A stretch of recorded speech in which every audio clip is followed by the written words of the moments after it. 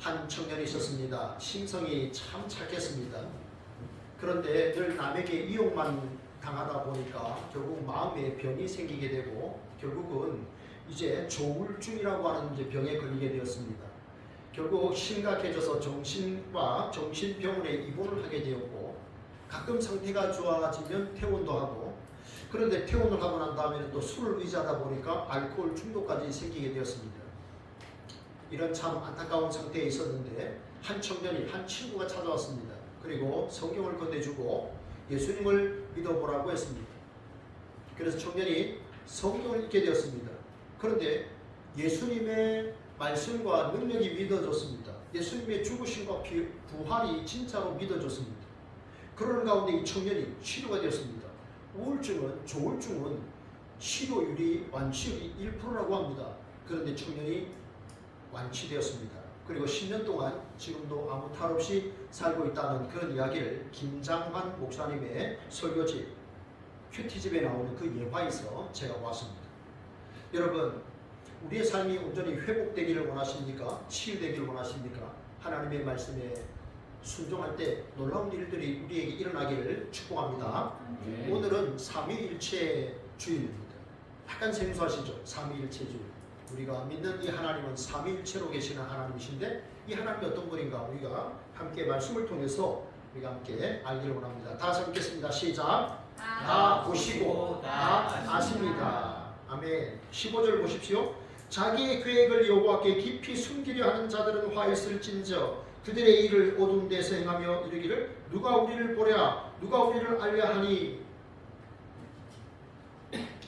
이사야 28장에서 이사야 31장까지는 아수르가 이스라엘을 쳐들어오기 직전의 내용을 기록한 그런 내용인데요. 여러분, 어느 나라든지 그 나라의 역사는 흥망성쇠를 반복합니다. 어느 나라도 예외는 없습니다. 그런데 여러분, 남유다, 북이스라엘 이 하나님의 통치를 받는 이 사람들은 어떻게 불신자인 이 이방의 민족 아수르에 의해서 그 하나님의 백성들의 그 나라가 망하게 되었을까요? 어떻게 이런 일이 가능할까요? 그것에 대해서 이사야 선지자가 설명을 하고 있습니다. 너희들이 하나님을 제대로 예배하지 않았다는 겁니다. 하나님께 드리는 제사를 우리가 제대로 드려야 되는데 마음과 뜻과 힘을 다하여 목숨을 다하여 하나님께 예배해야 되는데 건성적인 예배를 드렸다는 것입니다. 형식적인 예배. 그러니까 오늘이 주일이니까 교회에 그냥 나오는 겁니다. 그러다 보니까 하나님과의 인격적인 교제가 사라졌습니다. 여러분, 예배라고 하는 것은 하나님과 하나님의 백성이 인격적으로 만나는 것입니다. 인격적인 교제가 일어나는 장소가 바로 예배 시간이고 예배가 바로 그런 만남의 시간입니다. 그런데 그 시간을 매우 그냥 형식적으로 하다 보니까 결국은 이런 안타까운 일들이 일어나게 된 것이죠. 그래서 오늘 여기 우리가 읽지 않았지만 13절에 보면 이 백성이 입으로는 나를 가까이 하며 입술로는 나를 공경하나 그들의 마음은 내게서 멀리 떠났다. 이렇게 하나님께서 탄식하는 것을 볼 수가 있습니다. 여러분, 구약에는 보면 성막이 있었습니다. 성막이라는 말은 하나님의 집이라는 뜻인데 이 성막이 이동이 되었습니다. 그런데 성막을 이동하려면 굉장히 힘들었지 않습니까? 가만히 보면 우리가 하나님의 성막입니다. 그래서 성경에 보면 우리가 성전이라고 했습니다. 하나님이 거하시는 전, 하나님의 집입니다. 근데 구약의 성막은 굉장히 복잡했죠. 들고 이동해야 할 것도 많았습니다. 그런데 우리 안에 하나님이 계시니까 우리가 이동 성막입니다. 어디든 가잖아요. 우리가 믿는 그 하나님 어떤 분이신가? 하나님은요, 거룩하신 하나님이십니다. 죄가 없으십니다. 순결하시고 성결하시고 그리고 신실하신 분이에요. 그래서 하신 말씀은 다 이루십니다. 그래서 우리가 그 하나님을 믿고 사는 것이죠. 이렇게 우리가 믿는 하나님은 정말 좋으신 하나님이십니다. 그리고요, 그 하나님은요, 우리의 속사람, 우리의 속마음까지도 다 아십니다. 왜냐하면 우리 안에 성령이 거하시기 때문에 우리가 무슨 생각을 하는지를 하나님이 다 알고 계시고 다 보고 계십니다. 하나님은 전지하시고 전능하신 분입니다. 그런데 여기 16절에 보면 너희가 패역하여도다라고 말합니다. 패역했다는 말은 마땅히 걸어야 가야 할 그 길을 걷지 않는 것입니다. 어그러진 방법으로 그렇게 길을 걷는 것입니다. 그래서 패역했다, 너희가 패역했다라고 이야기를 하고 있습니다. 여러분 오늘 보면요 이 토기장의 이야기가 나옵니다. 우리나라 보면은 조선의 청자라든지 고려 청자, 조선의 백자라든지 이런 것들은 너무 멋지다는 거죠. 엄청난 가치가 있잖아요. 그런데 여러분 그러면 도자기가 자기를 뽐낼 수 있습니까? 자기를 자랑할 수 있습니까? 없죠. 도자기는요 그저 토기장이를 자랑해야 되는 거예요. 토기가 자기가 잘났다고 자기를 높일 수가 없는 거예요. 그건 토기장이가 만드신 거예요. 토기장이가 토기의 재질과 모든 것들을 너무 잘 압니다. 하나님이 우리를 너무나 잘 알고 계시고 너무나 잘 아시는 하나님이십니다. 그래서 사도 바울이 이런 고백을 합니다. 모든 것이 하나님의 은혜라. 모든 것이 하나님의 은혜라 그럽니다. 그리고 사도 바울이 내가 약할 때가 강함이라 그런 고백까지 했습니다. 여러분 사도 바울 참 대단한 인물 아니었습니까? 그런데 그가 다 하나님의 은혜였습니다 라고 고백하고 내가 약할 때 정말 나는 강한 존재가 됩니다 라고 고백을 했습니다. 여러분 제가 물어보겠습니다. 여러분은 일이 잘 될 때 하나님께 의지하시고 하나님께 기도하십니까? 일이 꼬이고 안 될 때 하나님을 바라보고 하나님께 기도하십니까? 일이 잘 안 될 때 하나님을 바라보시지 않습니까? 어느 목사님이 사업을 하는 성도님을 찾아갔다고 합니다. 그분은 사업이 잘 안 될 때는 늘 교회 오셔서 기도하시고 신실하게 믿음 생활을 잘 하셨는데 사업이 잘 되다 보니까 사람 접대 안 가고 골프 치러 다니고 주일에 그러다 보니까 예배 시간에 예배하러 나올 수가 없는 겁니다. 이제 바쁜 겁니다. 점점 사업이 확장되니까. 그래서 그 사업터를 찾아가서 기도했다고 합니다. 하나님 우리 집사님 사업이 망하게 하여 주옵소서. 그래서 정신을 차리고 하나님 앞에 온전한 예배자로 살아가게 하옵소서. 그렇게 기도하셨다고 합니다. 여러분 오히려 그래서 우리가 일이 안 될 때가 참 하나님의 은혜를 구하는 복된 시간이 될 수가 있습니다. 그래서 사도 바울이 내가 약할 때가 강함이라 더 하나님 의지하기 때문에 그런 고백을 한 것이죠. 다윗이 기도했습니다. 시편 141편인데요. 여호와여 내 입에 파수꾼을 세우시고 내 입술에 문을 지키소서. 내 마음이 악한 일에 기울어 죄악을 행하는 자들과 함께 악을 행하지 말게 하소서. 그러니까 다윗의 기도는 입을 조심하고 말을 조심하게 하시고 하나님 내 마음을 지켜주십시오 라고 말합니다. 여러분 성경을 보면요 우리의 마음이 밭이에요. 마음밭이에요. 그리고 마음밭에서 자라나는 모든 것들이 생각입니다. 이 마음밭에서 생각이 자라는 거예요. 그래서 마음이 무너지면 생각이 무너지게 되고 생각이 무너지면 입술의 언어가 무너지게 됩니다. 그래서 하나님 내 입술에 파수꾼을 세워주십시오. 내 마음을 사로잡아 주십시오. 우리는 축복의 통로라는 말을 하잖아요. 어떻게 언제 축복의 통로가 됩니까? 우리가 성령의 다스림을 받을 때 성령의 이끌림을 받아서 나의 자존심이나 나의 생각이나 나의 이기적인 그런 욕심을 다 버릴 때 우리는 기꺼이 축복의 통로가 됩니다. 주님의 향기를 나타낼 수가 있는 것이죠. 그러한 사람으로 살아갈 수 있기를 축복합니다. 찬양 있죠. 나의 입술의 모든 말과 나의 마음의 묵상이 주께 연락되기를 원하네. 여러분 만약에 하나님께서 내 마음의 생각, 내 마음의 모든 생각, 내가 생각하는 것 그리고 내 입술의 모든 말 이걸 하나님께서 그대로 들어주신다면 여러분 이 세상은 더 밝아질까요? 어두워질까요? 이 세상은 더 아름다워질까요? 아니면 더 힘든 세상이 될까요? 여러분 우리의 모든 말과 우리의 생각을 통해서 이 세상이 밝아지는 복된 세상을 만드는 그러한 삶을 살아가시기를 축복합니다. 여러분 누군가가 나를 잘 안다. 하나님 나를 다 보시고 다 아신다고 했는데 누군가가 나를 다 안다. 잘 알고 있다. 그것이 두 가지 의미가 있습니다. 하나는 굉장한 부담이 됩니다. 나를 시기하고 질투하고 나를 미워하는 사람이 나를 잘한다. 내 허물을 다 안다.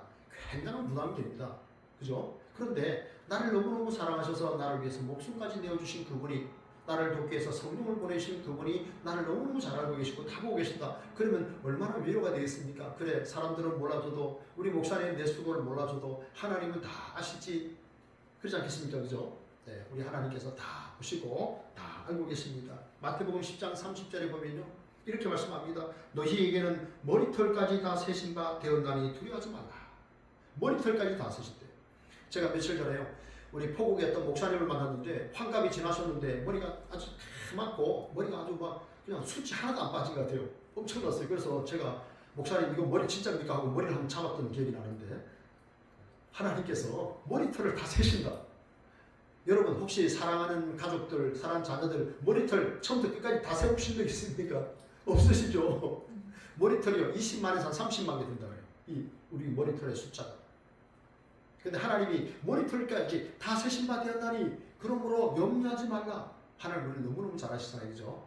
여러분 우리가 누굴 바라보겠습니까? 오직 주님 바라보시고 시선 고정하시고 그래서 우리가 주님을 바라봄으로 주님 주시는 참된 평안을 회복하며 감사하며 살아가는 우리 성도님들 다 되시기를 축복합니다. 둘째입니다. 하나님이 어떤 분이신가? 시작. 겸손한 자들을 통해 여십니다. 아멘. 17절 보십시오. 레바논이 기름진 밭으로 변하고 그 밭이 숲으로 변한다. 이 말은 이제 변화가 된다는 이야기인데요. 어떻게 변화되느냐? 사나운 자가 온유한 자가 됩니다. 남을 압제하던 자가 화평을 도모하는 자가 됩니다. 그리고 자기 이름을 드러내는 오만한 자가 많은 사람을 유익하게 하는 사람으로 살아가게 됩니다. 이렇게 살 수 있을까? 여러분 사도 바울을 한번 생각해 보십시오. 그거는 유대 민족이고 특별히 또 이렇게 잘 아는 대로 우리가 바리새파 사람입니다. 율법을 굉장히 중요시했던 사람. 그래서 사실은 가말리엘 문화에서 그 당대 최고의 이제 공부를 한 겁니다. 그랬던 사람입니다. 그리고 여전히 예수님이 하나님이 보내신 메시아라는 사실을 믿지 않았죠. 그때까지도. 그래서 사실은 스데반 집사님이 복음을 전할 때, 예수 그리스도의 복음을 전할 때 거기에 사울이 함께 있었습니다. 그리고 스데반이 돌에 맞아 죽는 것을 옳다라고 생각했습니다. 그랬던 그분이 어느 날 다메섹으로 가는 도중이었는데 그 다메섹 길 위에서 빛 대신 주님을 만나게 되죠.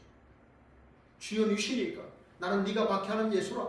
아니 만난 적도 없는데 어떻게 박해합니까? 나는 네가 박해하는 예수라. 하나님의 백성들을 박해하는 것이고 하나님을 박해하는 거예요. 주님을 만나고 그 사람이 완전히 변화됩니다. 그 전까지는 자기 출신 배경, 학문적 소양 이런 것들을 굉장히 중요시했던 사람이 그 모든 것들을 다 배설물로 여기다 했습니다. 그리고 오직 예수 그리스도를 아는 지식을 가장 고상하게 여겼다. 그리고 예수 그리스도의 복음을 위해서 그는 자기의 생명도 시간도 아끼지 않았습니다.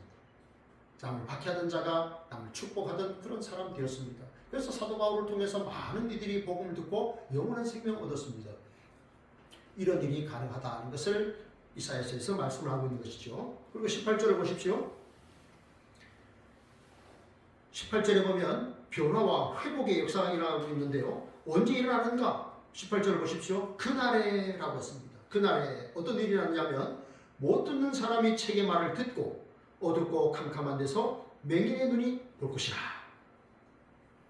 이 일이 언제 일어났냐면요. 예수님이 이 땅에 오셨을 때 이런 일이 일어나는데 세례 요한이 제자들에게 예수님께 이제 보내가지고 질문하게 합니다. 오실 그이가 하나님께서 보내실 그이가 당신이 맞습니까? 아니면 우리가 다른 사람을 기다려야 됩니까? 라고 하니까 예수님께서 이렇게 말씀하셨습니다.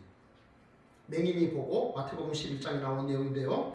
못 걷는 자가 걷고 나병 환자가 깨끗함을 받고 못 듣는 자가 듣고 가난한 자에게 복음이 전파된다. 누구든지 예수로 말미암아 실족하지 아니하는 자는 복이 있도다. 예수님 말씀하셨어요. 지금 이사야 선지자가 봤던 그 말씀, 그 기록한 그 말씀이 예수님께서 이루신 거예요. 놀라운 회복과 치유의 역사가 일어났죠. 주님을 만남으로 누구든지 나로 말미암아 실족하지 않는 자에게 복이 있도다. 예수님 말씀하셨어요. 예수님이 이 땅에 초림하셔서 이런 일들이 일어나게 된 것이지요. 그리고 19절 보겠습니다. 19절 같이 한번 읽어볼까요? 19절 시작. 겸손한 자에게 여호와로 말미암아 믿음이 더하고 사람 중 가난한 자가 이스라엘의 거룩하신 이로 말미암아 즐거워하리라. 아멘. 여러분 하나님의 구원을 맛보는 사람들은 강하고 구한 사람들이 아니라 여기 보면 겸손하고 가난한 사람들이 하나님의 구원을 맛보게 된다라고 했습니다. 그럼 여러분 중요한 의미가 있는데요. 겸손하다라는 뜻이 뭔가 하는 것입니다. 겸손하다라는 뜻은 세 가지가 있는데 하나는 겸손하다라는 뜻이고 또 하나는 온유하다, 하나는 가난하다입니다. 자 그럼 이제 우리가 겸손하다를 먼저 생각해 볼까요? 시편 10편 7절 17절이죠. 여호와여 주는 겸손한 자의 소원을 들으셨사오며 그들의 마음을 준비하시며 귀를 기울여 들으시고 아멘. 하나님께서 어떤 분이신가? 겸손한 자의 소원을 들으신다. 겸손한 자의 소원을 들으시고 그들의 마음을 준비해 주신다라고 했는데요. 제가 이 그들의 마음을 준비해 주신다는 말이 무언가를 제가 주석을 통해 깨닫고 너무 놀랐습니다. 너무 은혜를 받았습니다. 그들의 마음을 준비해 주신다 하는 말은요. 하나님께서 겸손한 자들의 마음을 강하고 견고하게 붙들어 주신다 하는 말입니다. 그리고 그들에게 그 마음의 용기를 북돋아 주신다 하는 말이에요. 여러분 북돋아 주신다는 말이 뭔지 압니까? 고추 모종 심었잖아요. 그러면 거기다가 뿌리 거기에다가 계속 흙을 덮어주는 거예요. 그게 북돋아 주는 거예요. 그러니까 우리의 마음을 하나님께서 견고하게 강하게 하시고 용기를 북돋아 주는 거예요. 그래서 그 사람들이 믿음으로 살아갈 수 있도록 만드시는 거예요. 제가 겸손한 분이 누굴까라는 생각을 하다가 이분이 생각이 났습니다. 오른쪽에 여러분 조만식 장로 여러분 기억하십니까? 역사 시간에 배우셨죠? 물산 장려운동. 일제강점기에 물산 장려운동을 일으켰던 오산학교 교장이십니다. 우리 조만식 장로님이. 그리고 주기철 목사님은 그 제자입니다. 그런데 이제 주기철 목사님이 이제 평양 산정교회의 이제 담임 목사가 되었죠. 조만식 장로님은 장로님이셨는데 어느 날 장로님이 주일날 예배 시간에 늦었습니다. 제가 오늘 한 학생에게 늦더라도 오너라라고 했는데 이 장로님이 늦었어요. 사람을 만난다고 늦게 온 거예요. 그러니까 주기철 목사님이 장로님 들어오시니까 장로님 오늘은 그 서서 예배 드리세요 라고 말했습니다. 자기 스승입니다. 교장 선생님과 학생 아니었습니까? 여러분 같으면 어떻게 했을까요? 내 제자가 목사가 되어서 말씀을 전하는데 내가 늦게 왔다고 거기 서서 예배를 드리십시오 라고 하면 어떻게 하시겠습니까? 혹 기분 나빠 집에 그냥 가시겠습니까? 아니면 정말 그렇게 하시겠습니까? 아니면 뒷자리에 슬쩍 앉으시겠습니까? 고단 이 조만식 선생님은요, 장로님은요 그 자리에 서 계셨어요. 예배 끝날 때까지 서 계셨어요. 그리고 이제 주기철 목사님이 오늘 서 계신 장로님 기도하십시오 라고 했는데 장로님 기도하셨답니다. 하나님 저의 죄를 용서해 주십시오. 제가 사람 만난다고 하나님을 만나는 예배 시간에 늦었습니다. 주의 종의 마음을 아프게 해서 죄송합니다. 이러면서 기도를 하시더래요. 그 기도를 들은 그 성도님들은 어떤 마음을 가지셨을까요? 제자인 목사가 여기서 설교를 하고 교장 선생님이 장로님으로 계시는데 제자가 그분에게 서서 예배를 드리세요. 장로님. 그런데 끝까지 서서 예배를 드리고 그렇게 또 기도하시는 그 모습을 참 오늘 보이셨죠. 그래서 저도 겸손한 분 하면은 이 장로님 조만식 장로님이 참 생각이 났습니다. 그 다음에는 이제 온유인데요. 겸손하다라는 말 두 번째 뜻이 온유입니다. 온유. 민수기 12장 3절에 보면 이 사람 모세는 온유함이 지면의 모든 사람보다 더하더라 이런 말씀이 있거든요. 모세의 온유함, 여러분 모세가 얼마나 다혈질입니까, 그죠? 자기 민족 이스라엘 사람들이 애굽 사람들에게 고통을 받으니까 죽였잖아요, 그죠? 그런 사람이었거든요. 근데 성경이 이 사람 모세는 온유함이 지면의 모든 사람보다 더하더라. 한 세월 동안 깎이고 연단받으면서 온유한 사람이 된 거예요. 인간의 노력, 인간의 어떤 인내를 가지고 사람이 온유해진다. 천만의 말씀 안 됩니다. 성령의 은혜로 되는 겁니다. 여기 민수기 12장 3절 말씀이 있기 전에 그 앞의 내용을 보면요. 모세의 형 아론과 누이 미리암이 막 흥분합니다. 야 너만 지도자냐? 너만 하나님이 세웠냐? 이렇게 합니다. 모세가 성경을 자세히 보면 아무 말도 안 했다고 합니다. 그리고 성경에 기록합니다. 그들의 말을 여호와께서 들으시니라라고 성경에 기록합니다. 여러분 사람이 온유해진다는 것은요. 이건 성령의 역사입니다. 성령께서 그 사람을 만지시고 다듬어 주셔야 온유한 사람이 됩니다. 여러분 온유한 사람은요 우리가 세상적으로 이렇게 보면 굉장히 무기력해 보일 수 있습니다. 왜냐하면 흥분하지 않거든요. 화도 내지 않거든요. 그래서 참 무기력해 보이고 소극적인 사람처럼 볼 수도 있습니다. 그런데요 그 사람은요 하나님을 굳게 신뢰하니까요 하나님 말씀을 믿고 의지하면서 잘 흔들리지 않아요. 요동치지 않는 거예요. 끝까지 여러분 하나님을 신뢰하시기를 축복합니다. 그래서 온유한 사람으로 사시다가 하나님의 나라를 상속받기 바랍니다. 그 다음은 가난입니다. 온유, 겸손하다라는 말의 세 번째 뜻은 이제 가난하다라는 말인데요. 예수님께서 심령이 가난한 자는 복이 있나니 천국이 그들의 것이며라고 했잖아요. 이 가난하다라는 말이 무슨 말일까? 이건 뭐냐면 세상의 모든 사람 소망은 다 끊어버리는 것입니다. 오직 하나님께만 소망을 두고 하나님의 은혜와 하나님의 자비를 구하며 살아가는 겁니다.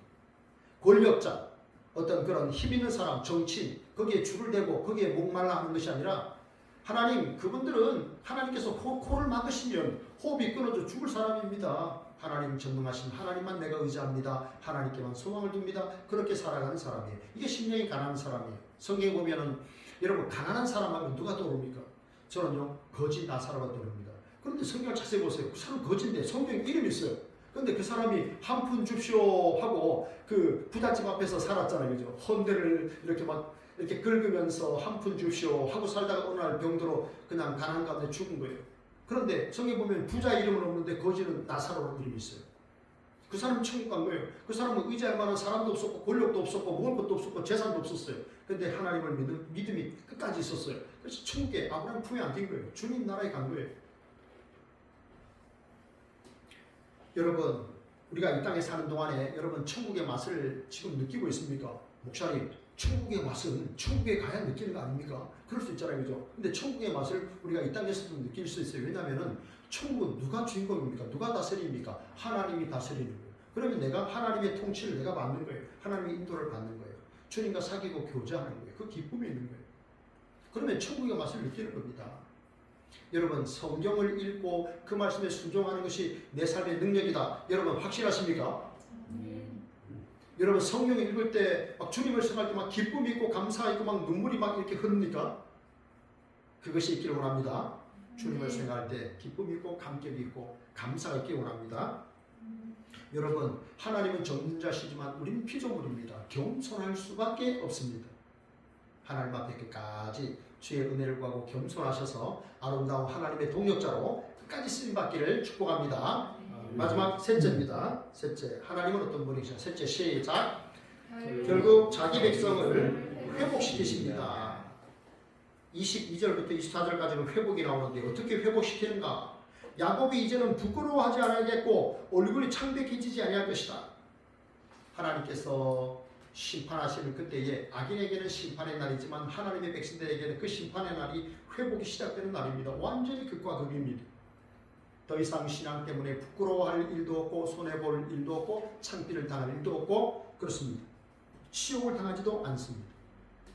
주님 재림하시면 그런 일을 우리가 경험하게 됩니다. 그 다음 23절에 보면요, 야곱이 그의 자손들 가운데서 하나님께서 지으신 자들을 볼 때 세 가지가 나타날 것이다 라고 말하는데요. 세 가지는 뭐냐면 그 후손들이 하나님의 이름을 거룩하게 할 것이다.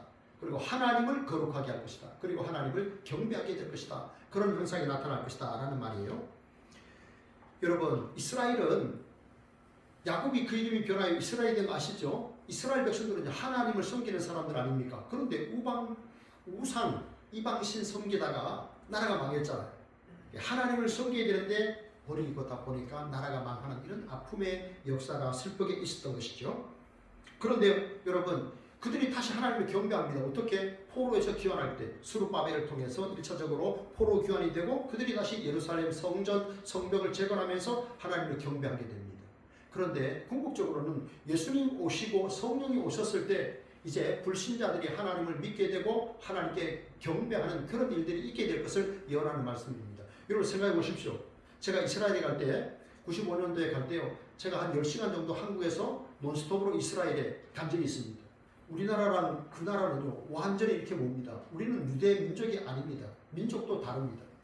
그런데 우리는 이방인이었는데 우리가 예수님을 나의 구세주로 믿고 영적인 아브라함의 후손이 되었습니다. 이런 일이 어떻게 가능합니까? 예수님이 오시고 성령이 오시니까 우리 이방인들이 복음을 듣게 되고 하나님의 자녀가 되고 경배하게 될 거예요. 이런 일이 있게 되는 겁니다. 주님 재림하시는 그때는 온전히 우리가 하나님만 예배하게 되겠죠. 여러분, 오늘은 삼위일체 주일인데요, 제가 아까 그런 말을 했습니다. 오늘 아침에 어떤 분이 저한테 핸드폰으로 생일을 축하드립니다 해서 감사합니다 라고 저도 보냈는데, 그분이 그런데 누구십니까? 라고 해서 저도 누군지 모르는데 그쪽에서 먼저 생일을 축하한다고 이야기해서 고맙다라고 이야기했다고 이렇게 문자를 오늘 아침에 보냈습니다. 웃기는 일 아닙니까? 그래서 누군지도 모르고 카톡에 그냥 오늘 생일 맞은 사람 뜨니까 생일 축하합니다 보냈는데 나는 너무나 감사해서 감사합니다라고 보냈더니 그런데 누구십니까? 이런 식이 되면 안 된다는 거예요. 이런 수준이 되면 안 된다는 거예요.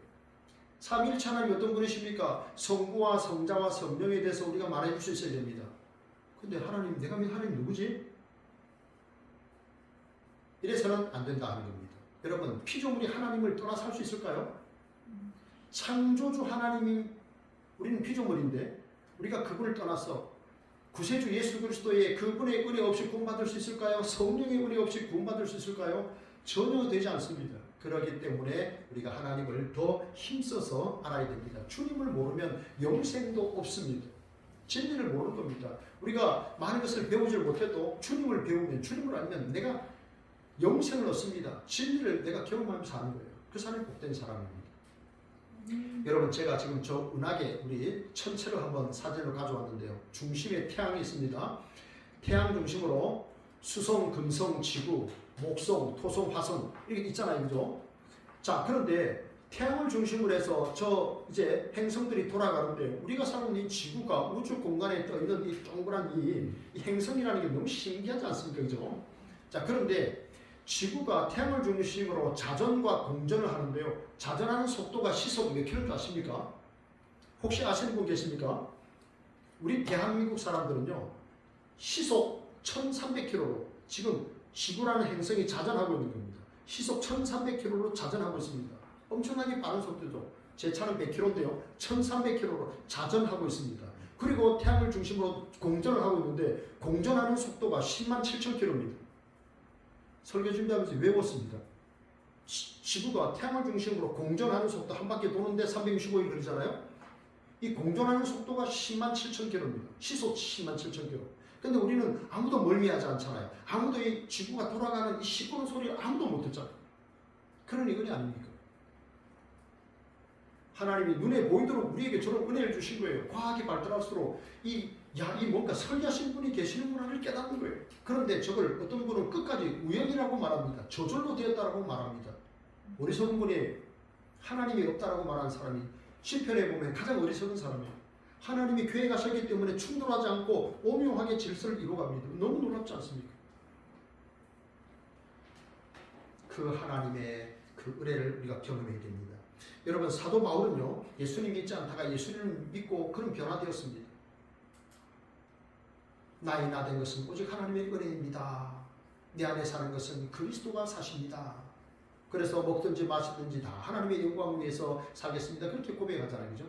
우리가 주님의 은혜를 경험한 사람이라면, 하나님을 믿는 사람이라면요, 우리도 여러분 하나님이 기뻐하는 삶을 살아야 되는데, 물론 하나님은 지금 이 모습 이대로를 너무나 사랑하십니다. 하나님 나의 이 모습 이대로 너무나 사랑하세요.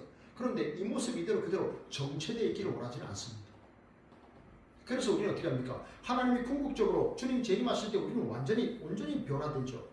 온전히 회복됩니다. 그런데 이 땅에 사는 동안에도 하나님의 백성다운 삶을 우리는 회복해 가야 됩니다.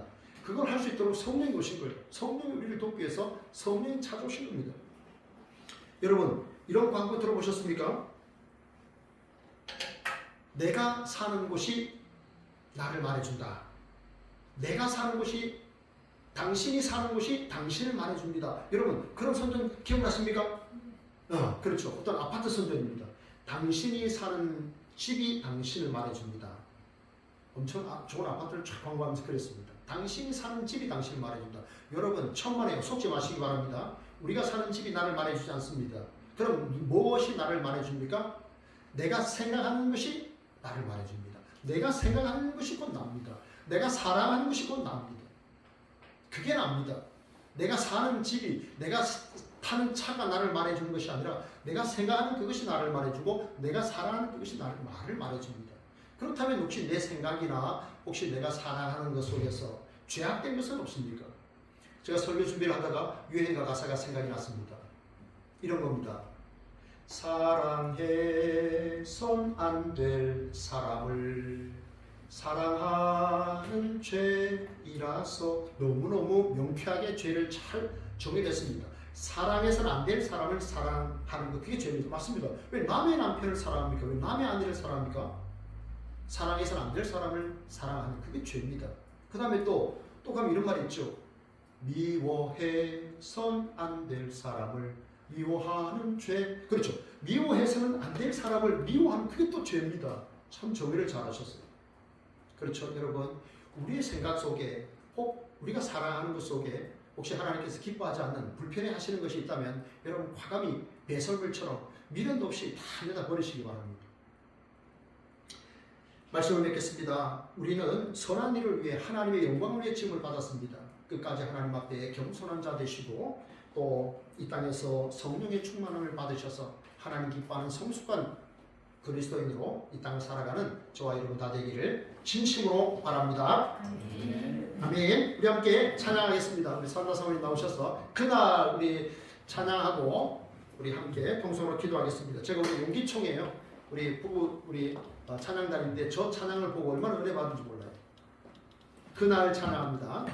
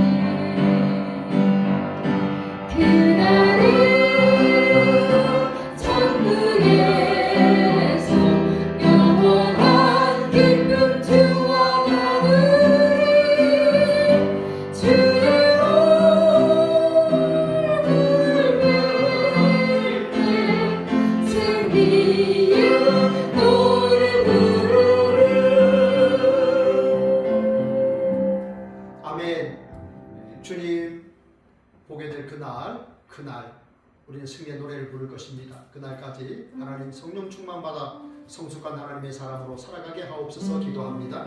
하나님 감사합니다.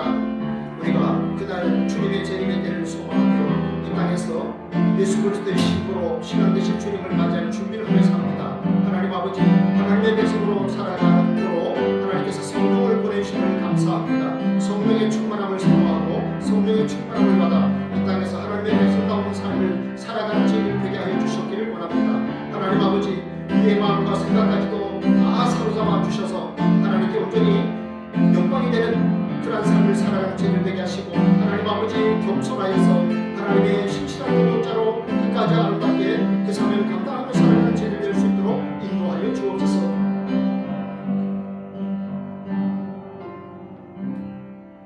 주여 감사합니다. 주님 오시는 그날까지 주님 맞이할 준비를 신실하게 잘 감당하는 겸손한 하나님의 사람들 되게 하여 주옵소서. 예수님 이름으로 감사하며 기도합니다. 아멘. 네, 우리 함께